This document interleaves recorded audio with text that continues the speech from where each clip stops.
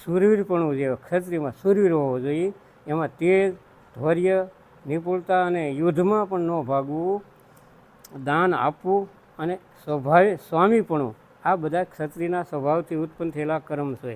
પછી કૃષિ ગૌ રક્ષા વાણી એમ વૈશ્ય સ્વભાવજમ કર્મ, ખેતી આપણે પટેલો ખેતી અને વૈશ્યો કહેવાય, એટલે એના ગુણ કેવા હોય એની ભગવાન અહીં વાત કરે છે કે ખેતી કરવી, પશુપાલન કરવું અને ખરીદ વેચાણ કરવું, એ બધો સત્ય વ્યવહાર કરવો.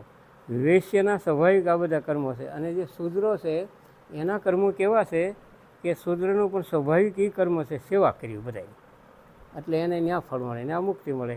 હવે અહીંયા ભગવાન એમ કહે છે પોતપોતાના કર્મમાં જો સ્વાભાવિક કર્મમાં માણસ રત રહે, તપસ્યાપૂર્વક જોડાયેલા રહે, તો ભગવત પ્રાપ્તિરૂપી પરમ સિદ્ધિને